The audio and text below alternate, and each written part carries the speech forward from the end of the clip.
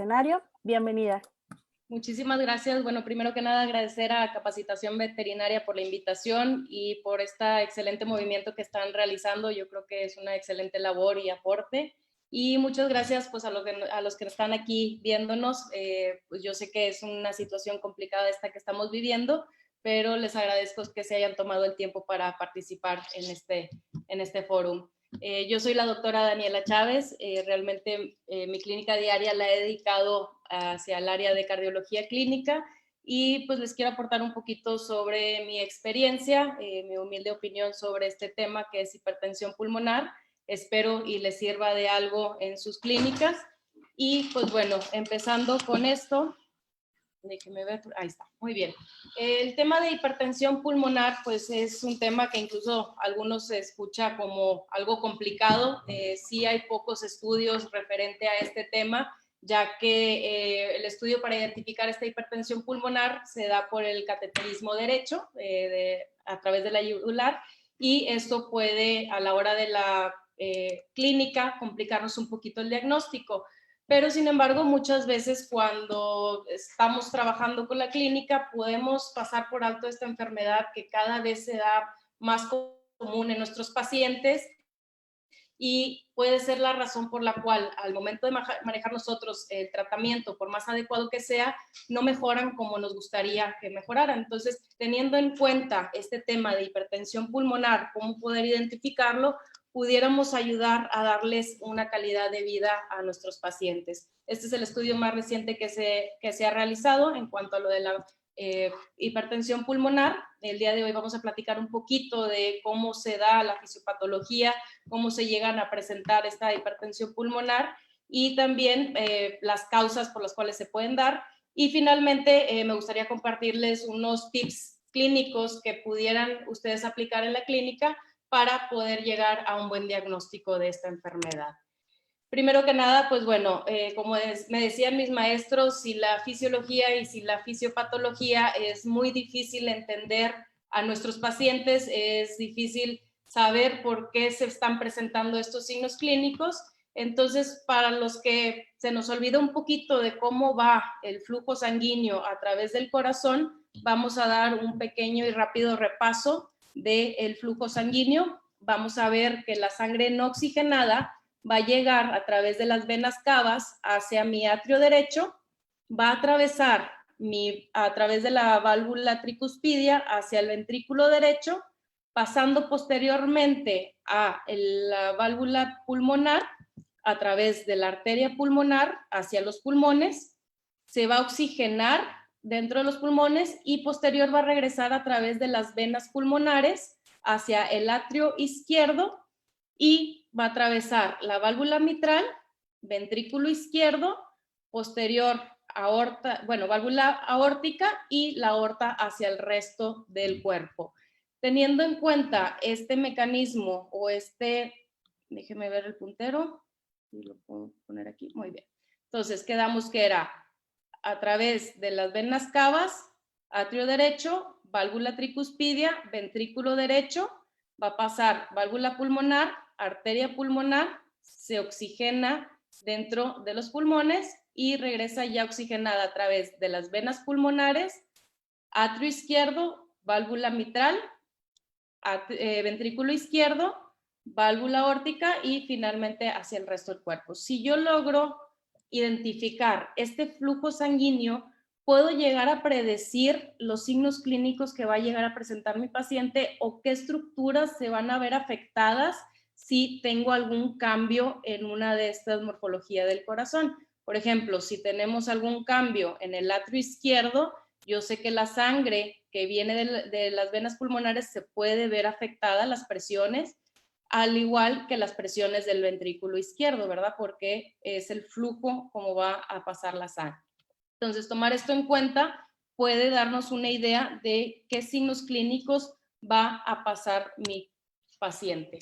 Ahora, uno de los mecanismos por el cual se rige el corazón y como el tema es sobre la hipertensión pulmonar, es que el corazón trabaja conforme a gradientes de presión. ¿Qué quiere decir esto? Que la sangre va a pasar donde hay una mayor presión, hacia donde hay una menor presión.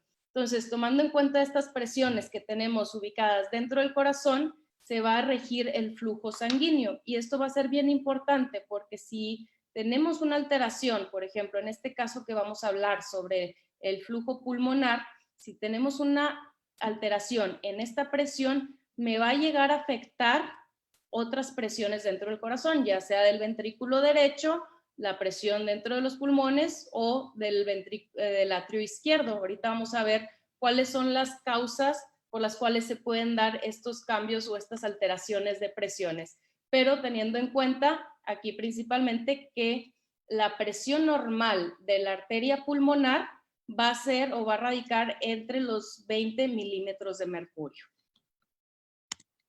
Entonces, retomando el tema de hipertensión pulmonar, vamos a tener que esta va a ser una alteración que se va a presentar dentro de la vasculatura pulmonar.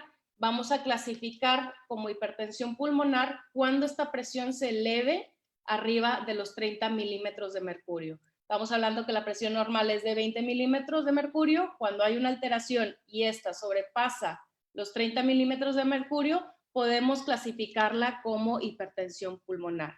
Ahora, este padecimiento, o podríamos conocerlo inclusive como un síndrome, es muy silencioso, generalmente no causa signos clínicos específicos y llega a ser de un factor muy, bueno, vaya la redundancia, multifactorial. O sea, hay muchos factores que pueden estar involucrados para que esta presión de los pulmones se llegue a afectar. Las principales causas vamos a tener enfermedades cardíacas y enfermedades respiratorias que me van a causar estas alteraciones. Entonces, vamos a tener en cuenta 3 factores bien importantes que me van a causar esos cambios de presiones. El primer factor va a ser el incremento de flujo sanguíneo pulmonar. Esto se refiere a todo lo que sale o la sangre que va a salir hacia los pulmones, teniendo ubicado la arteria pulmonar, teniendo ubicado también el ventrículo derecho y el atrio derecho. Ahorita vamos a hablar las patologías más comunes que me pueden ocasionar este incremento de flujo sanguíneo pulmonar. El otro factor es un cambio de resistencia vascular pulmonar. Todo lo que suceda dentro del árbol respiratorio o del parénquima pulmonar, si hay un cambio de la resistencia, me va a ocasionar que la presión pulmonar incremente y tener la hipertensión pulmonar. Y el tercer factor va a ser el incremento de la presión venosa pulmonar. Este es cuando ya regresa la sangre de los pulmones hacia el atrio izquierdo, si tenemos alguna alteración en el lado izquierdo del corazón, va a incrementar mi presión venosa pulmonar y por consecuencia me puede manejar me puede llegar a dar una hipertensión pulmonar. Las primeras 2 las vamos a considerar como precapilares y la última postcapilares, porque ya es después de lo que sucede de los pulmones. Entonces, hablando de esos 3 factores, el primer factor, que es el incremento de flujo sanguíneo pulmonar, vamos a tener clasificadas principalmente las enfermedades congénitas, las enfermedades de nacimiento, donde hay algunas derivaciones del lado izquierdo hacia el lado derecho. Por ejemplo, tenemos, denme un segundito para quitar el puntero. Muy bien, tenemos este video donde hay una comunicación interventricular. Se alcanzan a ver la sangre del lado izquierdo va a pasar a través de ese orificio que no se cerró correctamente al nacimiento y va a haber una mezcla de esas presiones sanguíneas. Recuerden que estamos hablando que el corazón se rige por cambios de presiones. Siempre va a ser de donde hay mayor presión, que en este caso es el lado izquierdo, va a pasar al lado derecho y al ver este intercambio de sangre oxigenada con sangre no oxigenada, va a incrementar la presión en mi arteria pulmonar. Entonces, va a incrementar el flujo pulmonar. La otra enfermedad que tenemos también congénita que nos puede causar esta patología es la comunicación interatrial, donde la sangre del atrio izquierdo va a pasar a través de este orificio, generalmente el foramen oval, que no se cerró correctamente al nacimiento y va a haber una sobrecarga de volumen en el lado derecho del corazón que va a incrementar nuestras presiones a la hora de la salida del tracto pulmonar. Entonces, esto también me va a causar un incremento de flujo pulmonar. Y la tercera enfermedad congénita que puede ocasionarnos estos cambios sería la persistencia del ducto arterioso persistente, donde tenemos aquí la aorta, este dibujito de aquí es la aorta, aquí tenemos la arteria pulmonar, no sé si se alcanza a ver la flechita.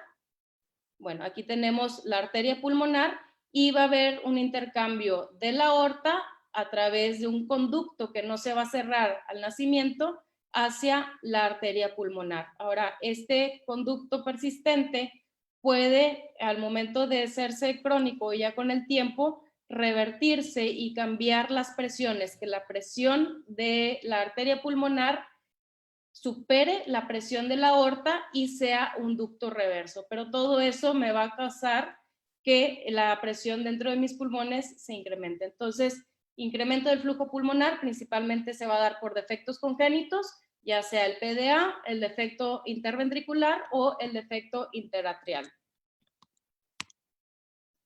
El otro factor que estábamos hablando es incremento de resistencia vascular pulmonar. Recuerden que es todo lo que sucede dentro del árbol respiratorio o del parénquima pulmonar. Esto, por ejemplo, vamos a ver este bulldog, cómo respira.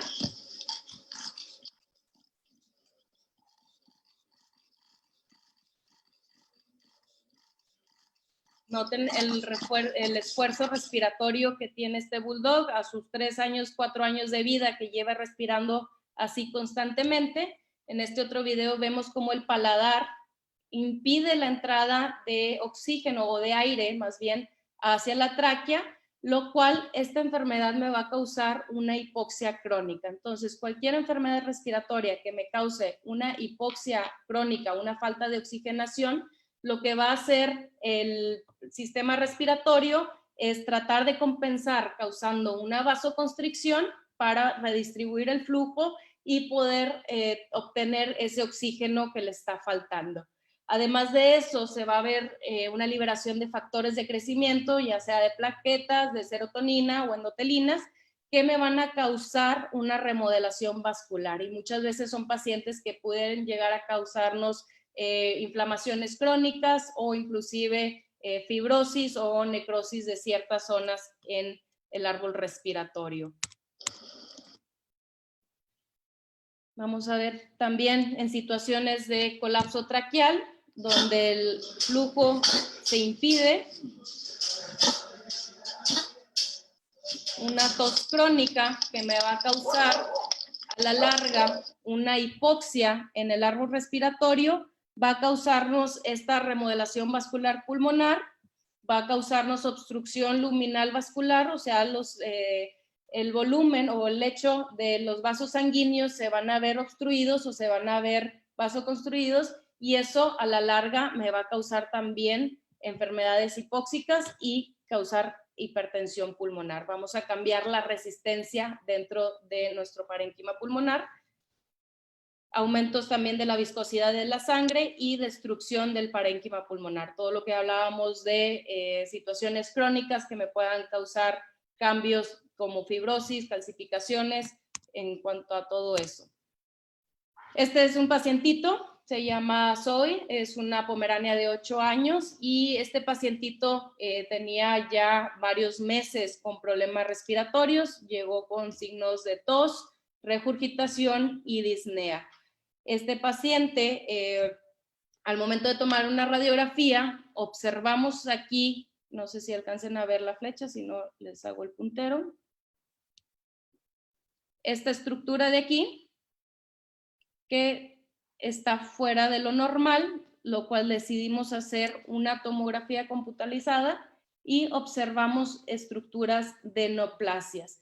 Estas estructuras de neoplasias me estaban cambiando la resistencia vascular pulmonar, y este paciente, como ya la propietaria no quiso hacer mucho más, ni biopsia ni cirugía, por lo cual ya estaba muy invadido y había bastante irrigación en estas neoplasias, pues esta paciente terminó desarrollando una hipertensión pulmonar por todo el tiempo que pasó con estos signos respiratorios, estos cambios vasculares, y empezamos con tratamiento también para hipertensión pulmonar. Entonces, los cambios de resistencia pulmonar o vascular pulmonar se dan por situaciones o enfermedades respiratorias crónicas. Y el otro factor que estábamos hablando es el del incremento de presión venosa pulmonar. Estos generalmente se dan cuando tenemos una cardiopatía izquierda. Recuerden que los incrementos de presión venosa pulmonar se dan después de los pulmones, cuando ya llega la sangre hacia el lado izquierdo del corazón. Entonces, cualquier patología que me cause una disfunción sistólica o diastólica del ventrículo izquierdo o una enfermedad valvular izquierda me puede causar cambios. Ahorita vemos un poquito sobre la fisiopatología de estos cambios de presión que me puede causar esta cardiopatía izquierda y desarrollar la hipertensión pulmonar. Esta pacientita es una pacientita muy especial, es princesa, una mestiza de 14 años de edad. Ella llegó a la clínica porque presentaba signos de disnea, tos, síncopes, presentaba un soplo 5/6 y una condición corporal muy pobre de 2 de 5. Entonces era un paciente que ya estaba diagnosticado con un problemita cardíaco ya de hace tiempo, inclusive ya tenía los tratamientos adecuados para tratar la degeneración valvular mitral. Estaba tomando Pimobendan, estaba tomando furosemida a altas dosis y estaba tomando IECAS, ¿sí? Los inhibidores de la enzima convertidora de angiotensina. Y este paciente, la preocupación del cliente es que a pesar de este tratamiento, ella seguía presentando síncopes, presentaba desmayos 1 o 2 veces por semana. Y aparte que su disnea no se podía controlar por más que incrementaban la dosis de la furosemida. Entonces llegan los pacientes, el cliente ya medio desesperado, pues para ver qué más se podía hacer. Esta paciente, al momento de la auscultación, se escuchaban crépitos, bueno, a pesar del soplo que tenía ya frémito, se escuchaban crépitos o sonidos pulmonares aumentados, sobre todo del lado derecho, y traía una disnea bastante marcada. Entonces, ¿qué hicimos con este paciente? Vamos a ver cómo está su respiración. Un segundito para poner los videos. Muy bien. Vean cómo es su tos y su respiración. Es una tos suave, ¿sí? Tenemos un esfuerzo respiratorio a pesar de que el paciente está en completo reposo, inclusive aquí estaba dormida el paciente y su refuerzo respiratorio sigue muy marcado.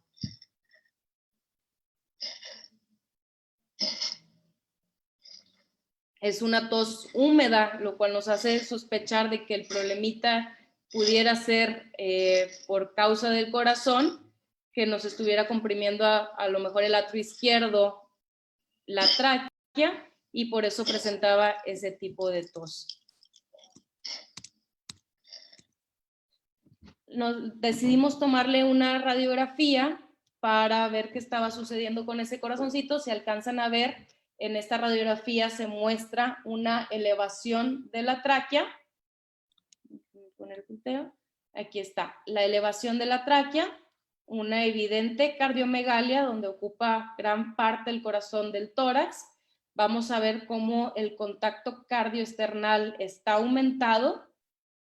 En esta zona de aquí vemos cómo hay un crecimiento del atrio izquierdo que muy probablemente estuviera comprimiendo nuestro tronco pulmonar, pero fíjense en la posición, esta es una ventrodorsal, como tenemos en esta zona un chipote, ¿sí? Una protuberancia, y si vamos a esta imagen, recordando las manecillas del reloj, en esta zona entre 1 y 3 de la tarde, podemos encontrar la estructura de la arteria pulmonar y de la aurícula izquierda. Entonces, Muchas veces cuando tenemos esta protuberancia en la radiografía, podemos sospechar de que ya hay una dilatación de estas dos estructuras, tanto la pulmonar como la aurícula, y podemos ya empezar a pensar que este paciente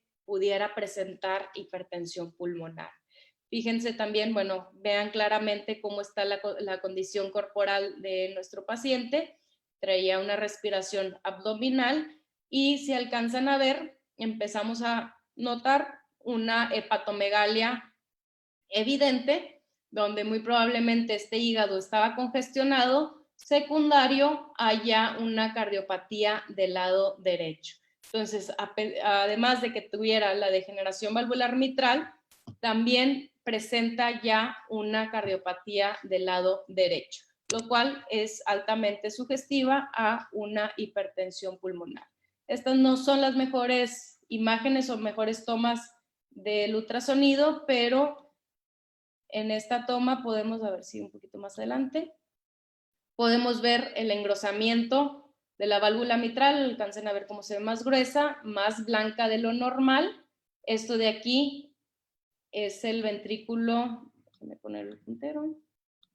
Esto de aquí es el ventrículo izquierdo, aquí tenemos el atrio izquierdo, y de este lado, del lado derecho, ya empezaba a notar una regurgitación tricuspidia. Empezábamos a ver cómo hay un mosaico de colores donde empieza a ver esa regurgitación.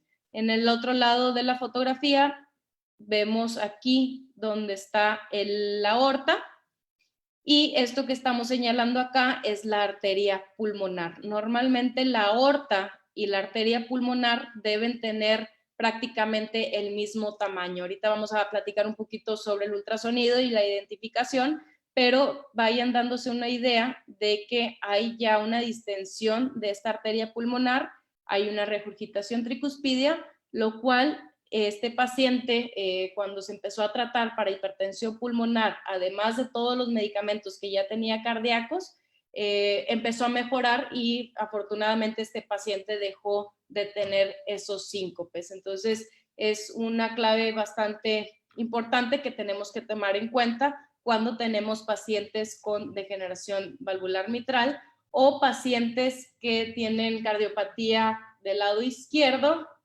y que vayan a desarrollar patologías de hipertensión pulmonar. Rapidito, recordando la fisiología, o la fisiopatología más bien, cuando hay una regurgitación del lado izquierdo, en este caso por una deficiencia de la válvula pulmonar, va a incrementar la presión de mi atrio izquierdo. Incrementando la presión de mi atrio izquierdo, entre más grande sea mi atrio, son más propensos a generar edema pulmonar, porque al igual se va a incrementar la presión dentro de mis venas pulmonares. Y si seguimos el recorrido de la sangre, a la larga, entre más presión tenga, más presión me va a incrementar también en la arteria pulmonar, causándome una hipertensión pulmonar, incrementándome también la presión a la larga del ventrículo y del lado derecho del corazón. Entonces, este es la postcapilar, el factor postcapilar que estábamos hablando cuando hay un incremento de flujo el flujo venoso. Ya una vez identificando los tres factores por los cuales se pueden presentar esta hipertensión pulmonar, hay una clasificación de acuerdo a la fisiopatología y de acuerdo a las enfermedades que nos van a desarrollar esta hipertensión pulmonar. Vamos a tener 6 clasificaciones, empezando con la número 1, que es hipertensión pulmonar arterial, donde se van a encontrar ubicados los shunts congénitos. Todas esas derivaciones que estábamos hablando de izquierda a derecha van a estar clasificados en el número 1. La clasificación idiopática, esta normalmente en humanos es muchísimo más común. Les digo, la mayoría de las pruebas que se han usado para la clasificación de hipertensión pulmonar se hacen en humanos, y generalmente la hipertensión pulmonar idiopática es más susceptible. En perros es poco probable de que encontremos una situación de hipertensión pulmonar idiopática. Casi siempre es secundario a algo más. En la clasificación 2 de hipertensión pulmonar tenemos la cardiopatía izquierda, lo que platicábamos ahorita de la fisiología, donde tenemos la degeneración valvular mitral, tenemos la cardiomiopatía dilatada, cualquier patología del corazón que me cause un incremento de presión del lado izquierdo puede llegar a desarrollar hipertensión pulmonar. La clasificación 3 son todas las enfermedades respiratorias, lo que hablábamos ahorita de la estenosis traqueal o el colapso traqueal o bronquial, bronquitis crónicas, fibrosis pulmonar, neumonías, también neumonías que tienen o crónicas o que sean muy agresivas pueden causarnos ese cambio de la vasculatura pulmonar y nos pueden desarrollar hipertensión. Desórdenes respiratorios como son el síndrome braquicefálico son pacientes que a la larga por tanta hipoxia pueden llegar a desarrollar esta hipertensión pulmonar. En el grupo 4 tenemos las enfermedades de tromboembolismo pulmonar, generalmente que nos causen problemas de coagulación. Por ejemplo, la sepsis pudiera causarnos hipertensión pulmonar, la anemia hemolítica inmunomediada, el hiperadrenocorticismo. Hay que tomar en cuenta que si tenemos estos padecimientos, buscar por identificar si nuestro paciente está desarrollando esta hipertensión pulmonar. En el número 5 hay ciertos países que son más endémicos, por ejemplo, a tener la enfermedad de gusano del corazón o la dirofilaria. En estos pacientes, además de tratar la causa principal, que es el gusano del corazón, si llegan a desarrollar hipertensión pulmonar, son pacientes que a la larga y en toda su vida van a necesitar tratamiento para controlar esa hipertensión pulmonar. No porque ya hayas acabado con su enfermedad principal, que es la del gusano del corazón, quiere decir que el paciente no requiera de tratamiento a la larga. Si ya desarrolló esa hipertensión pulmonar, es un paciente que va a necesitar de este medicamento. Y por último, en la clasificación 6, que son los mecanismos multifactoriales o son pocos claros, podríamos encontrar algunas de las neoplasias o masas pulmonares o inclusive algún tipo de granuloma fúngico, pero estos todavía no están muy bien estudiados. Sin embargo, se les da esta clasificación porque son pocos claros. Muy bien, entonces pasando un poquito a la parte clínica, que yo creo que es a lo que más nos interesa a todos, cómo puedo identificar si mi paciente tiene o no hipertensión pulmonar, si requiere o no de un tratamiento específico para tratar esta hipertensión pulmonar. Bueno, principalmente, como cualquier otra enfermedad, los signos clínicos son una gran señal de si puede estar cursando o no. Tanto la historia clínica de que si tenemos algún problema respiratorio, por ejemplo, ya crónico, que tiene tiempo con él, los signos clínicos, y luego, posterior a eso, pues apoyarnos con las pruebas tanto ecocardiográficas o pruebas de diagnósticos para encontrar sobre todo la enfermedad que nos está provocando esa hipertensión pulmonar e identificar y darnos una idea si realmente estamos tratando con esto. Entonces, a pesar de todos los signos clínicos que pudiera ocasionarnos una enfermedad respiratoria y una enfermedad cardíaca, que son las dos principales causas que estamos platicando, por ejemplo, si es una enfermedad respiratoria, que el paciente tenga tos, o si es una enfermedad cardíaca, que el paciente muestre intolerancia al ejercicio o disnea, los signos clínicos que van a ser altamente sugestivos a esta hipertensión pulmonar principalmente van a ser el síncope. Eso es, yo creo que si tenemos un paciente que llega con desmayos, lo primero que tenemos que buscar es si ha desarrollado esta hipertensión pulmonar, porque muchas veces tratando esta hipertensión pulmonar pudieran inclusive mejorar ese signo clínico de los síncopes. Estamos viendo en el caso de Princesa que afortunadamente esos desmayos se dieron bastante bien. Yo creo que ahora se desmaya una vez cada 6 meses, pero inclusive su respiración mejoró. Otro de los signos clínicos bien importantes a tomar en cuenta en hipertensión pulmonar es el distrés respiratorio, inclusive cuando están en reposo o después del ejercicio. Son pacientes que constantemente traen esa taquipnea o disnea muy marcada, que a pesar de todos los diuréticos, broncodilatadores y todo, no llegan a mejorar.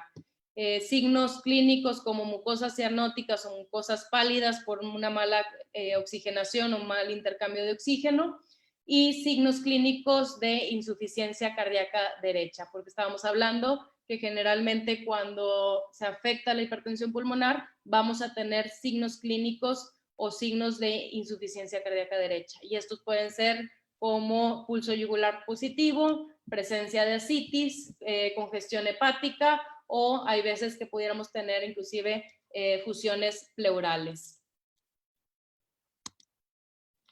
La radiografía nos puede ayudar un poco, nos puede dar una idea de qué es lo que está pasando, bueno, sobre todo para identificar la causa primaria, si es respiratoria, pero también nos puede dar una idea, por ejemplo, si hay un mayor contacto cardioesternal, pudiera indicarnos de que hay algún crecimiento del lado derecho. Si tenemos la atriomegalia izquierda, en este caso este chipote que vemos acá, sospechar de alguna cardiomiopatía dilatada cuando vemos el corazón bastante agrandado. La D inversa, ¿sí? Donde tenemos como la forma de D al revés, que eso también generalmente nos puede indicar que el lado derecho esté afectado, o pudiéramos identificar también vasos tortuosos en la radiografía que pudieran ser indicativos a hipertensión pulmonar. Ahora, pero para poder identificar y poder ver con mayor claridad esta hipertensión pulmonar, lo que se sugiere, bueno, además del cateterismo, que les digo, en la clínica es muy difícil poderlo manejar, pero podemos darnos una idea bastante clara cuando utilizamos el ultrasonido. Para los que no tienen tanta experiencia con el ultrasonido, podemos agarrar los más básicos, que pudiera ser, por ejemplo, alguna hipertrofia ventricular derecha. Si vemos que el ventrículo derecho ya sea está más engrosada la pared o está más dilatada la cámara, eso pudiera indicarnos de que tenemos algún problema de hipertensión pulmonar. O lo que estábamos mencionando de la comparación de la aorta con la arteria pulmonar, también es un indicativo. Esta es la relación arteria pulmonar-aorta, que no debe pasar de 1.017. O sea, prácticamente tienen que estar del mismo tamaño, la aorta con la arteria pulmonar. Vamos a ver también, pueden identificar el aplanamiento del tabique interventricular. Ahorita vamos a ver varias imágenes para que los logren identificar. Todos estos son signos de ayuda que nos pudieran indicar que nuestro paciente está cursando con este padecimiento. A los que ya tienen un poquito más de experiencia con el ultrasonido, podemos ver la distensibilidad de la arteria pulmonar, que tanto se va a distender. Vamos a tomar medidas de la longitud de la arteria pulmonar en sístole y medidas en diástole para sacar esta relación que no debe de ser menor de 30%. O podemos también tomar la velocidad de la regurgitación pulmonar, que también nos puede dar una idea que cuando tenemos una regurgitación mayor a 2.5 milímetros por segundo, metros por segundo, puede indicarnos que hay una presión incrementada en esa arteria pulmonar. Vamos a ver unos ejemplos. Aquí, por ejemplo, cuando no tienen tanta experiencia utilizando el ultrasonido, si ustedes pueden identificar el corazón, vámonos a esta imagen de aquí abajo, donde este es el ventrículo izquierdo, aquí tenemos la aorta, de este lado tenemos el ventrículo derecho y el atrio derecho. Tengan en cuenta que siempre el lado derecho debe ser hasta 1/4 del tamaño del ventrículo izquierdo. Si ustedes, con tal de poner el ultrasonido y visualizar esta imagen de 4 cámaras, vemos que la dimensión del ventrículo derecho está casi más grande, o inclusive está más grande que el ventrículo izquierdo, pudiéramos ya sospechar altamente de que tenemos una patología del lado derecho y de que este paciente esté desarrollando hipertensión pulmonar. En este caso también tenemos un agrandamiento del ventrículo derecho. Vean, esta zona de acá es el lado derecho del corazón, esto de acá es el lado izquierdo, ¿sí? Donde están, pues puede ser a la mitad o un poquito más de la mitad de agrandado el ventrículo derecho. Entonces, esto ya nos da inicios o ya nos da una idea de que nuestro paciente tenga una hipertensión pulmonar. Aquí lo que hablábamos de la aorta, que es este circulito de acá, comparado con la arteria pulmonar, alcanzan a ver esta distensibilidad de la arteria pulmonar, está mucho más grande que nuestra aorta, lo cual nos puede indicar de que el flujo esté aumentado y de que tengamos ya una alteración en la arteria pulmonar. Vean acá cómo está, este es el signo del honguito que nos indica el ventrículo izquierdo, y vean el tamaño del lado derecho, ¿sí? Cómo está agrandado. Ya inclusive este paciente tiene algo de efusión pleural y esto nos indica una cardiopatía que ya afectó el lado derecho y nos puede provocar la hipertensión pulmonar. Acá tenemos una imagen de una dirofilaria que también podemos identificarlas en el ecocardiograma. Y lo que les comentaba de la distensibilidad de la arteria pulmonar, normalmente la vamos a medir del tronco derecho, que vendría siendo este de acá. Medimos en diástole la longitud, medimos en sístole la longitud y hacemos la longitud de la diástole menos la longitud de la sístole entre la longitud de la diástole por 100. Digo, esto si quieren al rato se los paso, pero es una idea de que si la distensibilidad está por abajo del 30%, podemos tener un indicador de que tenemos un problema de hipertensión pulmonar. Aquí vemos cómo hay un aplanamiento del septo, lo que no están muy familiarizados, vean cómo el septo debe estar en forma cóncava en esta presentación. Y si nos vamos acá, vean cómo el honguito se ve aplanado, ¿sí? Hay aquí un aplanamiento del septo. Y esto es porque la presión del ventrículo derecho está ejerciendo fuerza y está casi superando a la presión del ventrículo izquierdo. Por eso se aplana el septo interventricular y esto también nos indica que tenemos una sobrecarga de volumen del ventrículo derecho. El principal diagnóstico de la hipertensión pulmonar se da por la regurgitación tricuspidia. Esta es como la señal más grande de que pudiéramos tener esta hipertensión pulmonar, o los estudios relacionan un poquito más a la regurgitación tricuspidia. Vean cómo se ven todos estos mosaicos, ¿sí? Relacionan más con la hipertensión pulmonar y de esta manera también podemos predecir el grado o qué tan grave está siendo esta hipertensión pulmonar. Por ejemplo, aquí medimos el reflujo.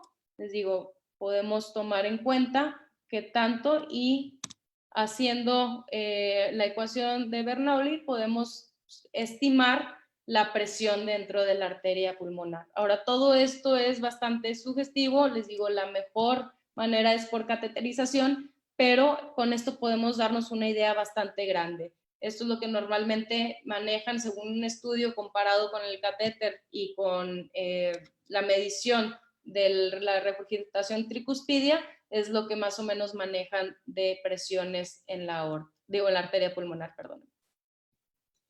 Y bueno, vamos a tener la clasificación de leve, moderada o grave, dependiendo de qué tanto haya incrementado mi presión. Si tenemos de 30 a 50, podemos considerar una hipertensión pulmonar leve. Si tenemos de 51 a 75 milímetros de mercurio, moderada, y arriba de los 75 milímetros de mercurio ya es considerada una hipertensión grave.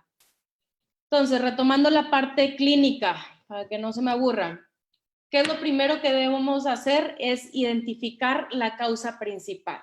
Si el origen de mi hipertensión pulmonar, porque ya estoy sospechando de que mi paciente tiene hipertensión pulmonar, es de origen cardíaco o es de origen respiratorio. Recuerden que cuando los pacientes llegan a presentar tos, normalmente esa tos, como los receptores de la tos los tenemos ubicados en la laringe, en la faringe, en la tráquea y en los bronquios, lo principal que vamos a empezar a pensar es que es un problema respiratorio.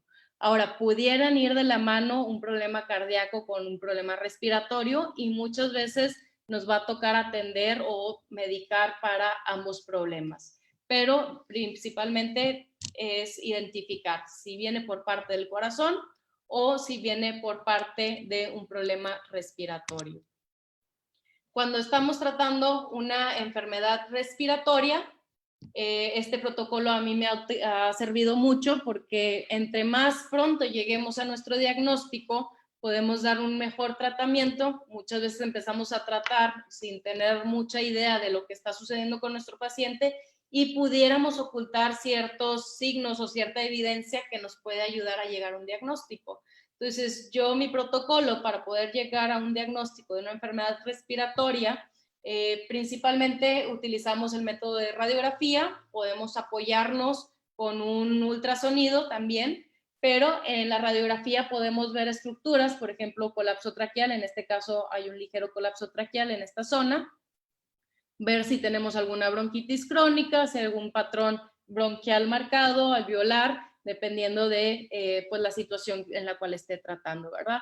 Platicábamos que, bueno, en la ecografía también podemos dar una idea si tenemos algo de edema pulmonar, por ejemplo, con unas líneas de cometa, unas rayas blancas que se van a presentar en el ultrasonido. Entonces, en base a eso, vamos identificando nuestra causa respiratoria.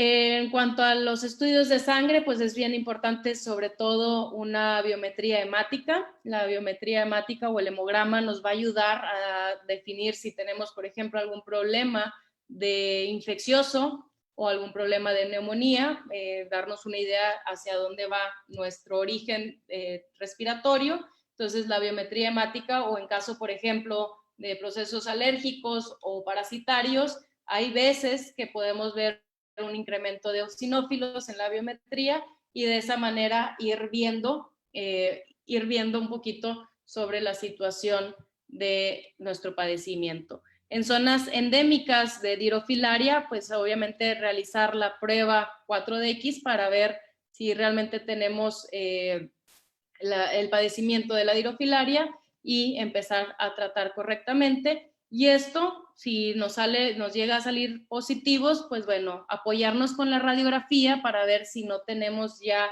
alguna afección secundaria que nos haya causado este parásito. Si de plano ya con estas 3 pruebas que considero que sean como las más básicas que podemos hacer en nuestro consultorio o en nuestra clínica, no podemos llegar a un diagnóstico o ya empezamos un tratamiento y vemos que nuestro paciente no mejora como nos gustaría, el siguiente paso que yo recomendaría es realizar una broncoscopía y al igual un lavado traqueobronquial. Esto nos va a ayudar para ver unas estructuras internas, por ejemplo, si tenemos algún tumor en la tráquea, algún colapso bronquial, que muchas veces, bueno, en la radiografía no logramos percibir si tenemos colapsos bronquiales, pero esta broncoscopía nos va a ayudar para ver las estructuras internas de la tráquea y de los bronquios. Hay veces que empezamos a encontrar gránulos secundarios a parásitos y esto nos puede ayudar. Y el lavado bronquial, que a la vez de hacer la broncoscopía también aprovechamos hacer este lavado bronquial, podemos identificar si hay o qué tipo de células están presentes y en base a eso, por ejemplo, si encontramos eosinófilos, si encontramos, dependiendo del tipo de células que encontremos, poder dar un mejor diagnóstico, hacer un cultivo para ver qué tipo de bacterias estamos tratando y contra qué antibióticos son sensibles y muchas veces un KOH para descartar procesos fúngicos. Entonces, este ya sería como el cuarto paso en dado caso que todavía no hemos llegado a un diagnóstico concreto de nuestra enfermedad respiratoria. Y ya por último, la tomografía, les digo esto, hay veces que pues desde la radiografía ya nos vamos dando una idea de que hay presencia de estructuras que no deben estar en la zona de los pulmones y empiezan a mostrar estas estructuras y pues bueno, la tomografía nos puede dar una idea más grande de qué estamos tratando. Tumores pulmonares, carcinomas, linfomas o metástasis, que generalmente es lo principal cuando encontramos tumores en los pulmones, con la tomografía nos podemos dar una idea bastante grande. Entonces, ya una vez identificando nuestro problema respiratorio, pues bueno, obviamente el tratamiento va a depender de la causa, ¿sí? Nosotros ya identificando si es algún tipo de neumonía o alguna traqueobronquitis infecciosa, vamos a iniciar con antibióticos. Antibióticos que recomiendo, pues bueno, puede ser desde amoxicilina con ácido clavulánico. A mí me funciona bastante bien las quinolonas, he tenido buenos resultados. O en casos muy crónicos, la doxiciclina también es un buen antibiótico que pudiéramos estar utilizando en vías respiratorias. En cuanto a corticosteroides, y lo pongo en signo de interrogación porque sé que son excelentes desinflamatorios, nos van a evitar que haya infiltraciones de células blancas al parénquima pulmonar, aparte reduce un poco la mucosidad en el tracto respiratorio, pero muchas veces los corticosteroides pudieran llegar a ser contraproducentes en largo plazo. Si nosotros manejamos corticosteroides por meses, lo que va a causar es que haya una redistribución de grasas, causando que nuestro paciente gane o se haga sobrepeso, y estas grasas pueden llegar a distribuirse por el tracto respiratorio, causando un colapso y perjudicando más a nuestro paciente de lo que realmente lo estamos ayudando. Entonces, en mi opinión, lo que a mí me ha funcionado es que los corticosteroides los manejo como dosis de ataque, por así decirlo, a dosis mínimas de 0.5 miligramos kilogramo por solamente un periodo corto de tiempo. Y posterior a esto empezamos con corticosteroides inhalados, que los efectos sistémicos son muy pocos y los efectos locales son bastante buenos para nuestros pacientes. Generalmente la fluticasona es el que más fácil he conseguido en la farmacia y el que mejor me ha funcionado en estos casos. Y bueno, recordando un poquito sobre el sistema respiratorio, hay que tener en cuenta que el sistema respiratorio principalmente se rige por el sistema parasimpático, lo cual nos va a causar, al momento de tener un estímulo, una broncoconstricción. Lo que nosotros tenemos que procurar es estimular el sistema simpático para causar esa broncodilatación y así ayudar a nuestros pacientes. Por eso se manejan los broncodilatadores. Ahora hay que tener mucho cuidado con los broncodilatadores porque la mayoría son estimulantes del sistema simpático. Entonces lo que nos va a causar algunos broncodilatadores es una taquicardia, y pacientes que son cardiópatas, que platicábamos que pudiera estar un paciente con problema respiratorio y con problemas cardíacos, vamos a tener que monitorearlos correctamente cuando empezamos a manejar este tipo de broncodilatadores. El salmeterol es un broncodilatador que no causa tantos efectos cardiogénicos a comparación del salbutamol. El salbutamol sí causa más taquicardias, pero el salmeterol ha funcionado bastante bien y normalmente ya viene un medicamento combinado con fluticasona y salmeterol, que generalmente les va bastante bien a los pacientes. Entonces, tener en cuenta estos broncodilatadores. El otro que me gusta mucho utilizar también es la teofilina, pero la teofilina sí pudiera causarnos algo de taquicardia, pero este medicamento nos va a ayudar a relajar un poco los músculos del tracto respiratorio para causarnos esa broncodilatación. Por último, los antitosígenos, normalmente esto yo lo dejo como última opción, ya cuando de plano el paciente no puede llevar su vida normal por esta tos exagerada. Generalmente son pacientes que tienen una compresión bronquial severa, una broncomalacia, y pues se utilizan este tipo de antitosígenos. El butorfanol les va bastante bien a estos pacientes. Yo generalmente los manejo a una dosis de 0.01 miligramo kilogramo una vez al día y les calma bastante estos signos de tos.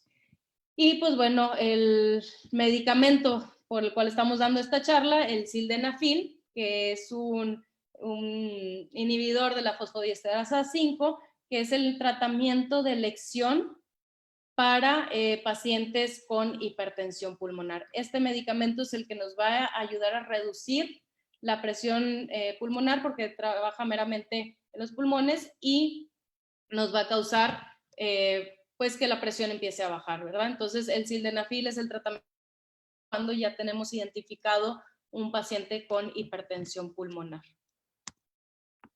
Y luego si tenemos un paciente con enfermedad cardíaca y no respiratoria, pues tenemos que identificar primeramente si es un paciente cachorro con un soplo, lo primero que se nos va a venir a la mente va a ser una enfermedad congénita. Ahora, hay pacientes, digo, no es tan común, pero sí llegan a presentar que el defecto es tan pequeño que estas enfermedades se llegan a diagnosticar ya cuando son más jóvenes o más grandes, pero por estadística, pues generalmente el problema se llega a identificar en pacientes cachorros. Y esto es importante porque las enfermedades congénitas, la mayoría se tratan de acuerdo a procedimientos quirúrgicos. Entonces es importante identificarlas para poder someterlos, en dado caso que sean aptos, al procedimiento quirúrgico. Y si tenemos pacientes de ya gerontes, pues bueno, identificar si son pacientes de raza grande, son más predispuestos a tener una cardiomiopatía dilatada, o pacientes de raza pequeña, que vamos a tener una degeneración valvular mitral, que es como lo más común que se puede llegar a presentar en nuestras clínicas. Una vez identificado que nuestro paciente sea cardiópata, pues podremos iniciar con el tratamiento para esta cardiopatía, ¿verdad? Empezamos con inotropos positivos para ayudar a la contracción del músculo cardíaco y inodilatadores, que es el Pimobendan, es un medicamento fabuloso que ayuda mucho a los pacientes cardiópatas. Los YECAS, ¿sí? Que son los inhibidores de la enzima convertidora de angiotensina. Aquí algo bien importante es identificar qué tipo de YECA vas a utilizar. Si tenemos un paciente que en este caso estamos sospechando que el lado derecho está más dilatado, esos pacientes pueden llegar a sufrir de un problema hepático. Normalmente el benacepril tiene un metabolismo hepático, entonces si tenemos pacientes con problemas hepáticos, tratar de evitarlos y mejor usar el enalapril. O viceversa, si tenemos pacientes que tienen problemas renales, pues utilizar mejor el benacepril, que es de metabolismo hepático, a diferencia del enalapril, que tiene un poco más de metabolismo renal. Entonces, identificar la causa y qué órganos están afectados va a ser importante para identificar o para manejar un tratamiento. Los diuréticos, la furosemida, que es el más utilizado, dependiendo de la severidad, si tenemos ya un paciente congestivo, dependiendo de la severidad del caso, vamos a manejar la dosis entre 2 a 4 miligramos, que generalmente es el promedio que se utiliza, y pues pudiera ser una vez al día hasta 3 veces al día, dependiendo de la situación. Antiarrítmicos, si nuestro paciente ya desarrolló algún tipo de arritmia, y finalmente, si estamos sospechando de la hipertensión pulmonar, pues manejar el tratamiento de elección, que vendría siendo el sildenafil, como coadyuvante del tratamiento cardíaco que ya estás manejando.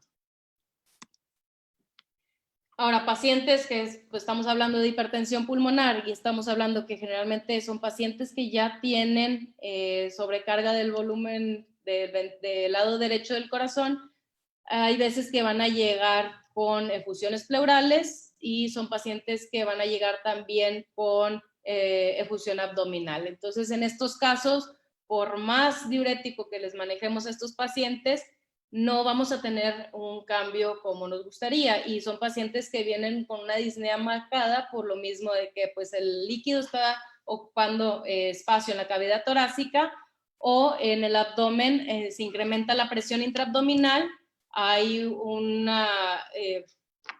refuerzo hacia el diafragma, comprime el diafragma, y son pacientes que empiezan a batallar para respirar. Entonces, lo primero que se recomienda es el drenaje de estos líquidos. Y posterior a eso, pues podemos analizarlos para ver qué tipo de líquidos estamos manejando. En la radiografía podemos identificar si tenemos efusiones pleurales, por ejemplo, en esta radiografía donde se logra ver esta mancha blanca, ¿sí? Podemos aquí claramente identificarlo, o si no, con el ultrasonido podemos ver también zonas negras o zonas anecoicas dentro de la cavidad torácica que indican la presencia de líquido, y pues principalmente vamos a drenar estos pacientes. Entonces, como recomendaciones clínicas, les digo, a mi experiencia, lo que me ha tocado vivir con ciertos pacientes, y que una vez identificando el problema les va muy bien con el tratamiento para hipertensión pulmonar, que en este caso el sildenafil es el tratamiento de elección. Los pacientes cardiópatas que a pesar del tratamiento siguen presentando síncopes, vamos a tener que descartar esta hipertensión pulmonar, y si en dado caso la llegamos a identificar, pues empezar con un tratamiento. Pacientes también que tengan los sonidos pulmonares aumentados, sobre todo del lado derecho. Hay veces que por más diurético que le demos, los crépitos siguen presentes y les digo, sobre todo se ubican del lado derecho. Son pacientes que pueden ser sospechosos a hipertensión pulmonar. Y por último, pues una revisión muy exhaustiva a pacientes que son propensos a enfermedades respiratorias. Estos son pacientes, por ejemplo, los braquicefálicos, que pudieran tener estas alteraciones, que durante toda su vida han tenido esa disminución del flujo respiratorio y que a la larga van a ocasionarnos hipoxias y van a ocasionarnos problemas respiratorios y pueden desarrollar hipertensión pulmonar. Entonces, pues bueno, prácticamente hay que tener muy en cuenta todos los signos clínicos, las causas por las cuales se pueden llegar a presentar esta hipertensión pulmonar y pues bueno, siempre apoyarnos con los estudios complementarios hacia nuestros pacientes, ¿verdad? Y pues bueno, espero que les haya servido de algo esta plática, que hayan aprovechado un poquito de información de mi experiencia. Si tienen alguna duda, digo, con toda la confianza, si se las puedo responder, con todo gusto se las voy a responder. Y pues espero y les sirva. Yo sé que estamos pasando por un tiempo difícil, la unión hace la fuerza, como dicen, y pues bueno, espero que les haya servido. Hola, doctora. ¿Listo? Sí, excelente cátedra, doctora. Usted siempre dando mucha calidad. Muchas gracias. Ok, comenzamos con algunas preguntas.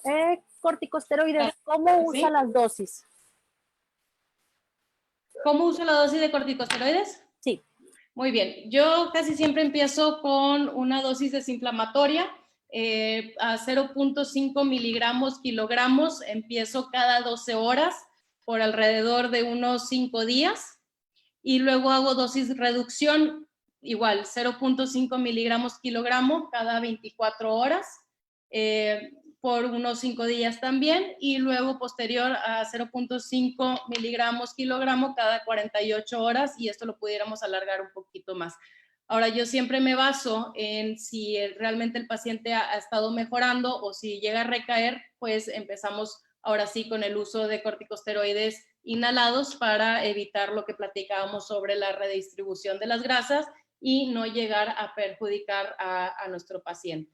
Entonces, prácticamente la dosis que se utiliza es de 0.5 miligramos por kilogramos, al menos de que pues ya tengas alguna patología identificada, como algún tipo de asma o algún tipo de patología inmunomediada que pudiéramos inclusive manejar hasta 1 miligramo por kilogramo. Gracias, doctora. ¿Broncodilatadores como el salbutamol utiliza?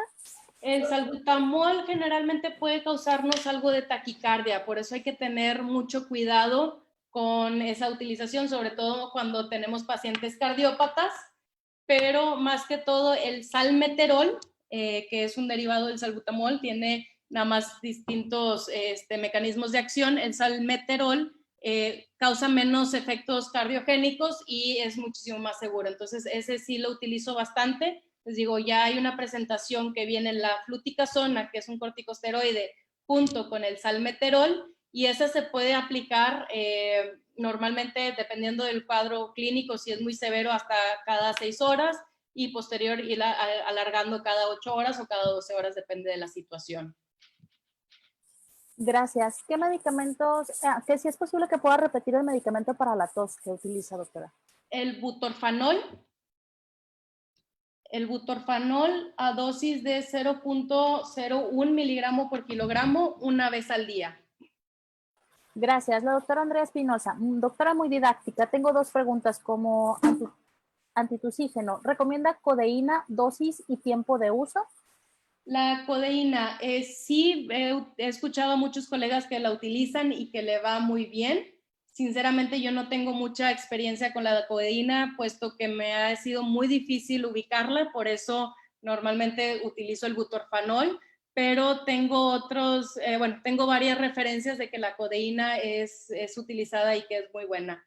Te voy a fallar con la dosis porque te digo, no tengo mucha experiencia, generalmente me voy por el butorfanol y hasta ahorita no he tenido problemas con ese, pero sí, la codeína es buen medicamento como antitusígeno. Gracias. La segunda pregunta, la fluxistasona menciona solo la concentración de 125 microgramos, pero existe la de 250. ¿Cuál utiliza? Yo utilizo la de 125 microgramos en pacientes chicos, de talla chico. Ya cuando son pacientes de talla grande, pudiéramos utilizar el de 250 microgramos sin problema. Gracias. ¿Qué opinas sobre la abdominocentesis guiada por medición de la presión intraabdominal? Yo creo que es de las mejores opciones para no descompensar a nuestro paciente. Los que saben hacer la medición de la presión intraabdominal, yo diría que adelante, inclusive guíense por eso, pero en dado caso de que no tengamos mucha experiencia o guiarnos con la presión intraabdominal, pues la abdominocentesis es de las mejores prácticas que podemos hacer para liberar un poco de presión y que el paciente deje de tener esa disnea tan marcada por esa compresión de diafragma. Gracias. ¿Considera que al realizarla debe dejarse líquido? Y si es afirmativo, ¿cuánto para no descompensar demasiado la presión intraabdominal? Mire, varios artículos y varios libros que he leído dicen que 100 mililitros por kilogramo es lo que más o menos se está recomendando.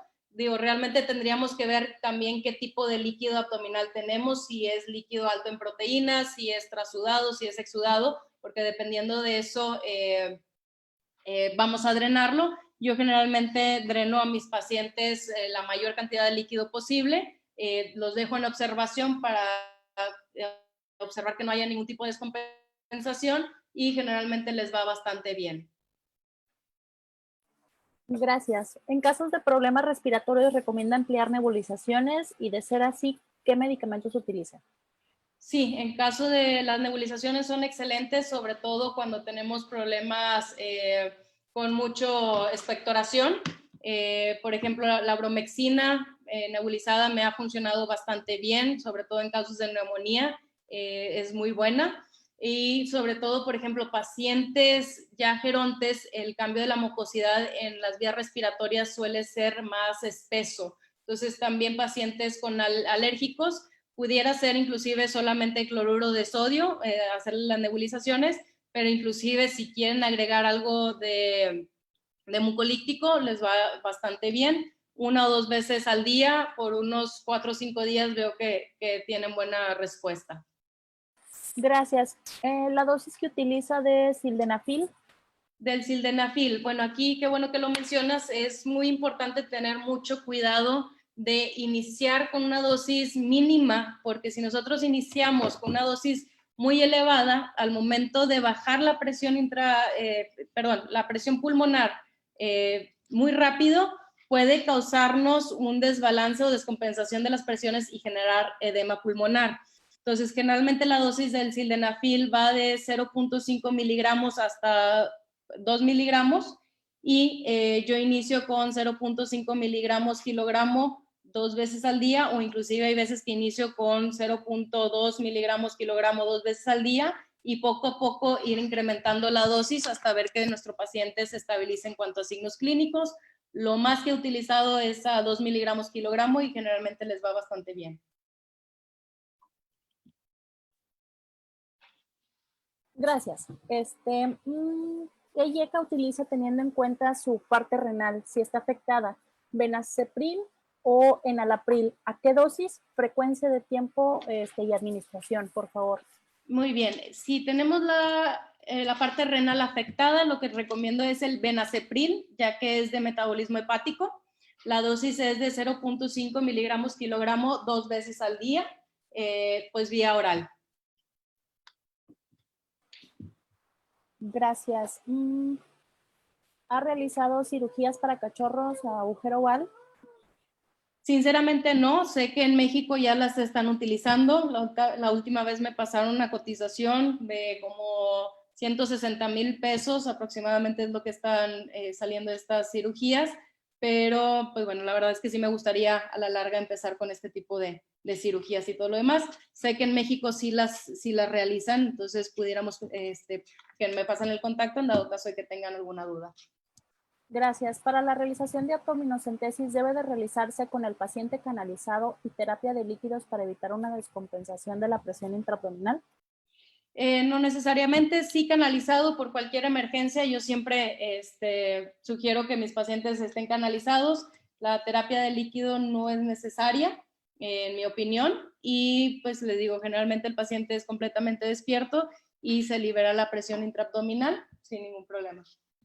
Gracias. Si un paciente presenta soplo mitral y o tricúspide 3 a 6 o mayor, ¿puede mandarle desde ese momento el IECA o tengo que esperar hasta el ecocardiograma para poder mandarlo?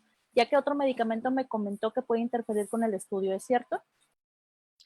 Con el estudio del ecocardiograma no necesariamente, pues si empezamos con tratamiento puede haber disminuciones, pues la idea es que disminuyamos un poquito las presiones dentro del corazón, pero pudiéramos iniciar, les digo, generalmente cuando tenemos una cardiopatía, el tratamiento de elección principalmente eso es el pimobendan, en la fase, por ejemplo, B2, cuando aún no tiene signos clínicos.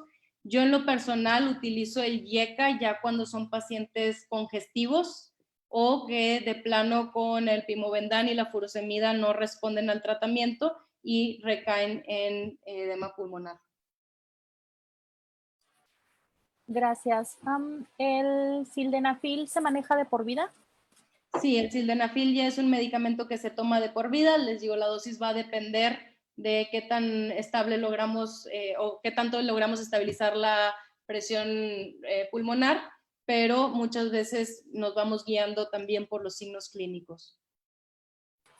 Perfecto. ¿Cuál sería su experiencia con el uso de guayaneumol como broncodilatador y qué dosis manejaría en felinos y caninos?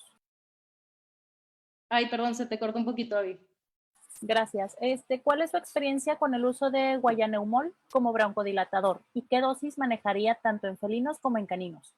Miren, sinceramente no tengo tanto uso o bueno, tanta experiencia con ese medicamento. Sí, las dosis sé que son de 3 a 6 mililitros más o menos por perro y por gato, pero les digo, no tengo mucha experiencia con ese medicamento. Gracias. ¿En pacientes con EPOC maneja alguna dosis inicial con sildenafil? Dependiendo de la severidad, o sea, si ya son pacientes crónicos y hay señales de que tenemos hipertensión pulmonar, que la mayoría, como ya es crónico el problema, sí empiezo a manejar dosis de sildenafil a dosis mínimas o bajas. Gracias. Si tiene insuficiencia pulmonar, ¿qué valores manejaría para diagnóstico de hipertensión pulmonar sabiendo que serían presión diastólica y no sistólica? A ver, ¿cómo me puede repetir la pregunta, por favor? Claro, si tienes insuficiencia pulmonar, ¿qué valores manejarías para diagnóstico de hipertensión pulmonar sabiendo que sería presión diastólica y no sistólica?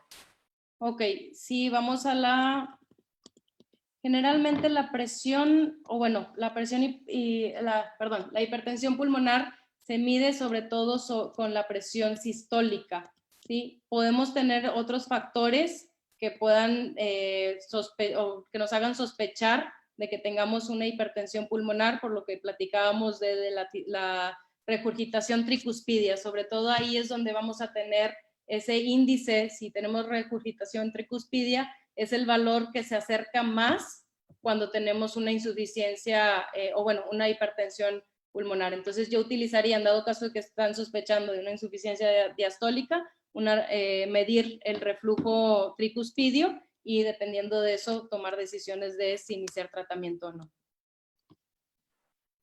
Gracias, doctora. ¿En nebulización también se usa acitromicina? ¿Algún comentario en el uso de caninos y felinos?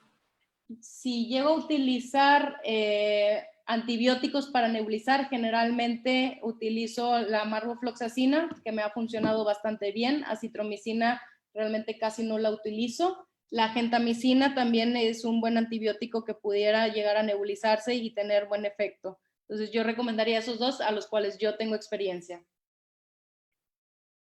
Gracias.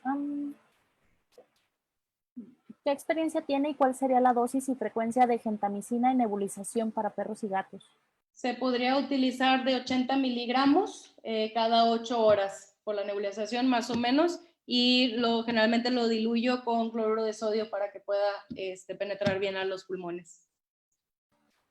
Preguntan si de casualidad podría dejar alguna referencia sobre los artículos y libros que hablan de la medición de la presión intraabdominal.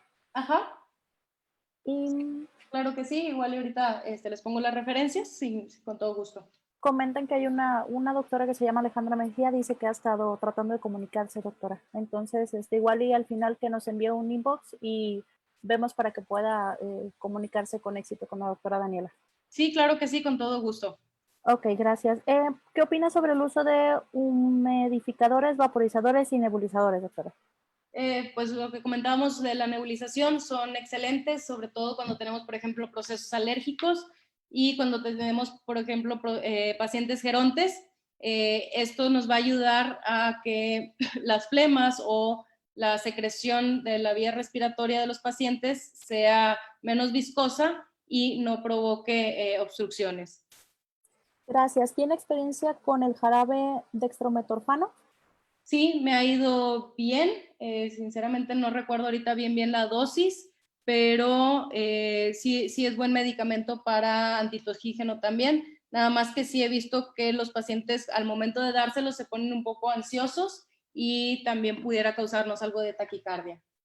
Gracias. Preguntan tu opinión entre el enalapril y el ramipril, porque dice que se lo están dando a un paciente, que el enalapril se lo recomendó un especialista y el ramipril se lo recomendó un doctor en un congreso. Pues bueno, la verdad es que son de la misma familia, cualquiera de los dos pues tienen buena evolución. Yo generalmente tengo más experiencia con el enalapril y me ha ido bien, pero pues vienen de la misma familia y ambos IECAS son de metabolismo renal. Nada más hay que tener mucho cuidado con cómo está la función renal al momento de manejar estos medicamentos. Gracias. En Argentina viene el benacepril combinado con espironolactona, Cardial B. ¿Lo utilizaría igualmente cada 12 horas? Sí, así es. Lo utilizaría cada 12 horas. La espironolactona también es muy bueno como cardioprotector y a los pacientes les va muy bien con ese. Pero sí, todos los YECAS por su metabolismo tienen que darse cada 12 horas y la espironolactona también es de cada 12 horas. Perfecto, doctora. Al parecer ya terminamos con todas las preguntas que había durante esta transmisión. De antemano agradecemos mucho su tiempo, su dedicación y sobre todo la calidad de clase que usted da. No, al contrario, muchas gracias a todos por estar aquí presentes. Igual si surgen más dudas, con toda confianza, las que pueda solucionarles, yo se las soluciono. Excelente, doctora. Nuevamente para Capacitación Veterinaria, todo un honor y un orgullo que haya estado aquí con nosotros. Agradecemos mucho su visita. La esperamos pronto. Esta es su casa el día que guste. Y vamos a tener un diplomado para los que estén interesados en un poquito en cardiología. Vamos a tener un diplomado, creo que empieza en junio, para que se inscriban. Oh, sí, tiene razón. Qué bueno que me acordó. Vamos a tener un diplomado y la doctora Daniela va a estar presente, entonces ya saben el tipo de charlas que van a tener para que no se queden atrás y nos acompañen para esa capacitación veterinaria. Doctora, que tenga una excelente tarde. Muchas gracias. Gracias, igualmente. Hasta luego. Excelente, doctores. Bueno, pues ya saben, una capacitación más de calidad para todos ustedes. Espero que haya sido de su gusto, de su agrado y de toda su utilidad. Por favor, recuerden que más tarde tenemos otra capacitación. En un momento más se van a estar dando los datos para el diplomado, doctores. Envíenme un mensaje, un correo, su correo vía inbox, por favor, y con gusto. No, va a ser online, doctor. Estamos viendo si, dependiendo cómo vayan a estar las situaciones, si realizamos algo presencial. Mientras tanto, el diplomado sigue siendo 100% online. Sobre el paso del tiempo corroboraremos que sea algún taller al finalizar o si hacemos algún taller adicional. Cualquier cosa, por favor, envíenme un inbox y con gusto los estaré atendiendo. Se pueden comunicar ya sea al inbox de aquí del Facebook o pueden enviarme un mensaje por el teléfono de capacitación veterinaria. Se encuentra también aquí en la información de la página. Sigan en esta capacitación en cuarentena. Que tengan una excelente tarde.